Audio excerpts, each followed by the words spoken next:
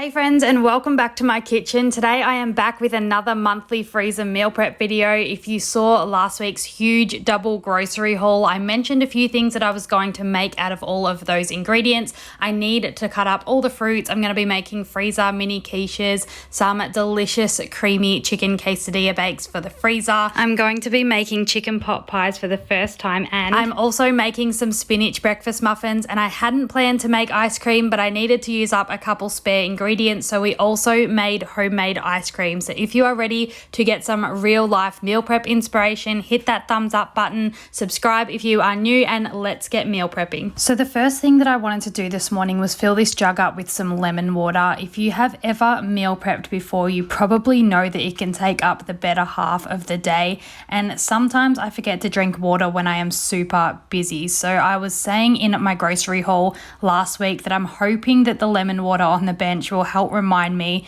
to stay hydrated throughout the day while I'm getting all of this freezer meal prep done. I did get this jug here for $10 from Kmart, I believe, if anyone is interested in it, and it's just honestly so handy to have around when kids are over or we have a barbecue or something like that. But if you have been here a while, you know I like to chop and freeze my lemon as well, so that there is always some available to put into some hot water or a cup of tea, or in today's case in this cold water jug. So I've just put some of those lemons into the jug here, and I'm just going to fill it up with room temperature water. One thing that I learned over the holidays that I thought I would share with you all is that apparently our digestive system is not a fan of really cold chilled drinks. So I thought that I would go ahead and try out room temperature water and see if that makes a difference. But now that I've put those in and filled that jug with water, I'm just going to put that on the side of the bench and put the rest of the sliced lemons into a freezer bag and into the freezer, ready to go for the rest of the week. Before I get started on any more meal prep, the first thing I like to do is get the oven preheated. I almost always forget this, and it's such a pain when I spin around to put something in and I have to wait for it to heat up. So I'm just going to put that on fan force 200 degrees while I chop and prep this week's fruit for the kids and myself. I always feel like we eat healthier and the fruit is less likely to go to waste when we have it ready to go in the containers. So I'm going to go ahead and chop that up while we wait for that oven to preheat.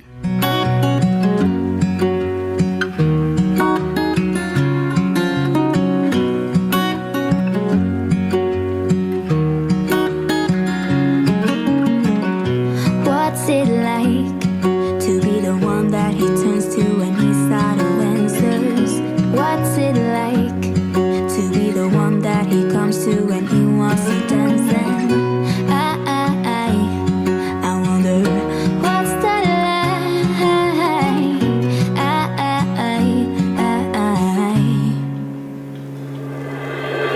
I have got him on my mind, but he doesn't know my name, and I'm running out of time. I wish you felt the same, and I'm acting stupid like every day. Don't know what to do or what I should say, 'cause I got him on my mind. We have a few freezer dinner meals to make a bit later on, so I always find it's a lot quicker and easier if the meats are pre-cooked before making up those dinner recipes. So I just have 2 oven trays here that I have lined with foil, and I'm just spraying some olive oil onto these, and I'm pretty sure that this is where the can ran out. So meal prep got a little difficult after that. I had to start using liquid olive oil, and it's so much more work. But anyways, I'm just cooking the chicken breast on one tray, and I'm going to pop the bacon on the other tray. I do prefer the flavor of bacon when it is cooked on the stove top, but for ease of meal prep today, I just threw it in the oven with the chicken so that I could move on to making some spinach breakfast muffins. I knew that it would not be long before my kids would be hanging off me for their 10th meal of the day, so I wanted to have the spinach muffins ready to go into the oven as soon as that meat was done cooking. These blender spinach breakfast muffins were super simple to throw together. I just went ahead and put 2 cups of oats into the blender here, and I blended them down until they were like a flour type consistency, and then I went ahead and put that into a bowl and added in all of the other dry ingredients. So here I have ground flax seeds, baking powder, baking soda, salt, cinnamon and sugar. blender. I have left the link in the description box down below to this recipe, so you will find all of the exact measurements down there. But then I am just setting that bowl aside, and back to the blender, I'm adding some almond milk, 2 big handfuls of spinach, and then I'm just blending that first until it's completely smooth before adding in the other ingredients.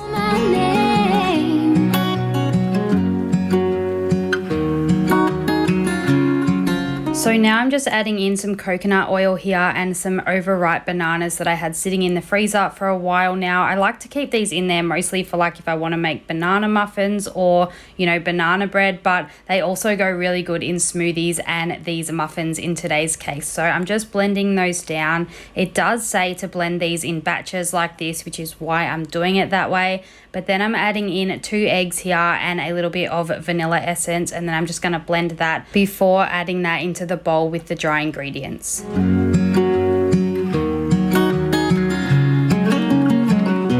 What's it like to hold his hand when he tells you that you are all he wants? And it's midnight, oh, I'm thinking about him.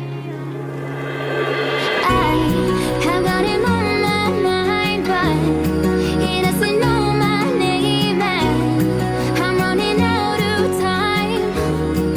So I didn't end up using these cute little Christmas cupcake liners that I got last year, so I thought I would use them today for these muffins. These muffins may not look the most delicious. The picture on the website looked amazing, but mine not so much. But I have to say, I have made different variations of breakfast muffins before, usually involving oats and fruit of some kind, banana muffins and apple oatmeal breakfast muffins, and they have never turned out this good. These spinach breakfast muffins were so soft and cake-like, whereas in the past when using oats, they have come out like sort of rubbery. I'm not gonna lie though, I'm known to overstir my batter, so it could be my fault that the other batches didn't work out, or, and I'm going with this one, this person who created this recipe got the ingredients pretty spot on for this recipe, because for sure we are going to be making these again. They didn't even make it to the freezer in this house, but they do store in the freezer for up to 2 months according to the recipe.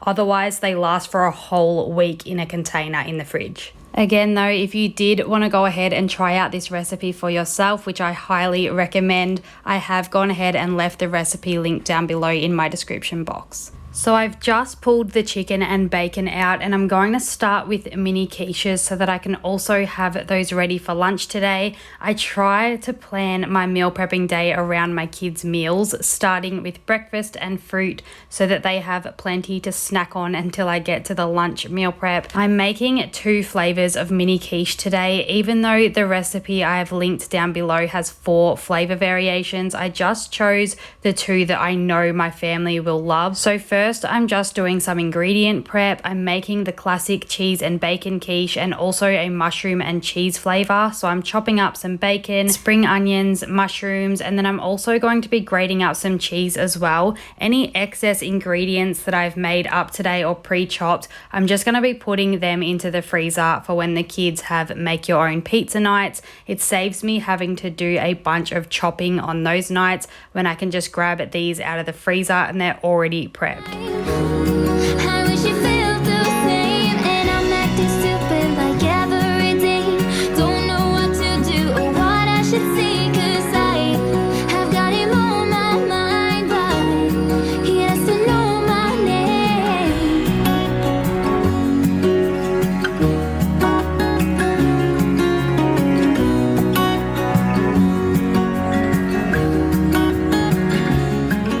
Now, pastry is a first for me. You may have seen on my channel when I usually meal prep egg muffins, I do it without the pastry bottom, but today, because I had to buy the crust for the chicken pot pies anyway, I thought why not use them here too. I thought it would make them taste way tastier, but to be honest, it really didn't make too much of a difference, so I think I'll be leaving the pastry bottoms off again next time. Also, as you can see, I had to improvise as I didn't have a round round pastry cutter. So I've just used this small square one I had on hand. I'm also making up 2 trays of these mini quiches. If I had 2 mini muffin tin trays, it would have saved a bunch of time putting them in the oven together. So I think I'm going to go buy another one of those for next time. But I'm just going to assemble this first tray of quiches first. I'm going to pour the egg and milk mixture over the top and bake those in the oven on 190 degrees, or for my American viewers, 375 Fahrenheit for about 25 minutes. These are good in the fridge for 4 days, or once cooled, you can store them in the freezer for up to a month.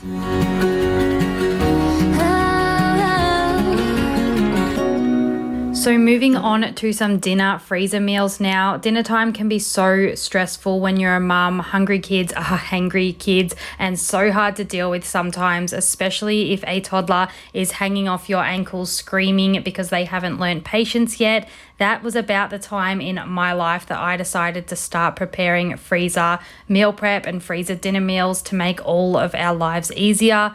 Today, for the first time though, I'm going to try and make a chicken pot pie. As I said earlier, I'm new to pastry, so I was a little nervous how this would turn out. So I'm just starting off by chopping and boiling up these potatoes, and then I'm adding in 3 cups of the frozen peas, carrot and corn mix. I'm pretty sure you can add this frozen later on, but I'm boiling mine and softening it up for safety reasons, as I have 2 young kids who will be eating this. Not so fun fact, my 50-year-old dad actually choked on a pea last year, and luckily they were able to get him to the hospital and surgically remove it from his lung. He's okay now, but it certainly has put that fear into my head a bit stronger. So as I like to say, better safe than sorry, but they are cooked and drained now. I took a break to give the kids their lunch, and now I'm going to get started on the sauce and the rest of the filling. To make the white gravy sauce, it said to use a cup of butter, but it seemed excessive to me, so I just added a massively heaped spoon into the pot. Once that melted, I've added in some diced onion that I had pre-chopped in the freezer. Then it said to add a cup of flour, but reading the reviews for this recipe, so many people said that they regretted putting in so much flour. So initially I put half a cup of flour into the pot, and then I added a couple more tablespoons later on. So I'd say maybe 3/4 a cup of flour would be a good way to go for this recipe. Then I added in some salt and pepper, 1.5 cups of milk, and 3 cups of chicken broth. To add the chicken broth, I just added 3 cups of water and then 1.5 teaspoons of this chicken stock powder. I went ahead and gave that a stir, and then I gave it some time to thicken up on the stovetop. Once the sauce was at the thickness I was happy with, I went ahead and added the mixed veg and pre-cooked diced chicken to the pot and gave that a stir, and I just let that sit for a minute while I got the pastries ready. I wanna hold his hand, 'cause I can't stop thinking about him. So here's the bit that I was nervous about. I wasn't sure whether to pre-bake the pastry before filling it or to just bang it all in the oven as is. Anyways, I ended up just putting it in the oven all at the same time. I'm still not sure if that's the correct way, but it tasted delicious regardless. Now, as I said in my grocery haul, the pie pans that I got were quite small. These here are 185 by 45 millimeter pie pans, which I reckon would be equivalent to a 5-inch pie pan roughly. So because this recipe makes 2 9-inch pies, I reckon I could have made about 4 pies out of this. There was still a fair bit in the pot after filling up these pies, which I did end up eating for lunch as like a creamy chicken and veggie soup. But yeah, it does make a lot, so it's perfect recipe to meal prep for a family. But I'm just adding the tops on now. I'm going to cook one now and put the other 2 uncooked into the freezer for a quick and easy dinner later in the month. As you can see, I'm struggling a little bit trying to get these tops to look pretty, but with practice I figured it out by the 3rd pie crust. I think the first one I used was too warm to work with, and the other 2 were a bit cooler, and I think that's what made it easier to cut slits in and make those fork marks around the edges. But here is how the finished pie turned out. This was absolutely delicious. The only complaint my partner had is that he wanted more. So if you want to try this chicken pot pie recipe out for yourself, the link to this recipe with the exact measurements and cooking method is in the description box down below. The next freezer meal prep dinner I made up this night was creamy chicken enchiladas. These were so saucy and delicious. They went perfect with the salad and was a great flavor change from the usual lasagna and salad we usually have on our weekly meal plans. So the first thing I just did here was shred up that chicken with my blender. I usually use my stick blender, but I don't know why I decided to use this one, but it was sending chicken flying everywhere in the kitchen. So I'll definitely be going back to my stick blender next time. But anyways, to that shredded chicken, I'm just adding a 225 gram block of cream cheese. Room temperature would have been way easier to mix through the chicken here, but as usual, I grabbed it out of the fridge too late and it made it a little bit more difficult for myself, but we got there in the end. And then I just popped that aside and now I'm making up the sauce. So for this, you will need 2 tins of diced Italian tomatoes. I just grabbed the no added salt just to bring it down the sodium in this recipe. I also added 2 tins of condensed cream of chicken soup into there. And this recipe also calls for cream of cheddar soup, but I wasn't able to find that anywhere. So I added some cream of mushroom soup, which still tasted delicious. Then I've gone ahead and added in some almond milk here, including some seasoning. So I've just got garlic powder, some ground cumin, onion powder, and some chili powder in that last one there. The exact measurements are in the recipe in the description box down below if you did want to make this for yourself, but I think it was about a teaspoon of each. And then I'm just going ahead and mixing that together. Then the recipe just says to put about 3.5 cups of that sauce in with the chicken and cream cheese mixture. And that again was a little bit hard to blend together, but again we got there in the end. And I'm just greasing up a couple of these trays here. It would have been so handy to have some spray oil left over, but as I said, that one ran out early on in the process. But I'm just going ahead and adding about 1/2 cup of the sauce to the bottom of these trays here. That just helps make sure the bottom of the dish isn't dry at all. And it also is really, really helpful for if you're freezing these meals. Because the reheating process can be long with freezer meals, it helps make sure the bottom of the dish doesn't dry out too much or burn. I like to call it the protective layer, but I'm just going to go ahead and assemble the rest of these 2 creamy quesadilla bakes now. You may have noticed, but these tortillas I brought were absolutely shocking. They came half folded and squished in the packet, and they just kept breaking it during the assembly process. But the great thing about this casserole is once it was topped with the remainder of the sauce and had cheese on top, no one could notice anyway. I told him how I feel about him.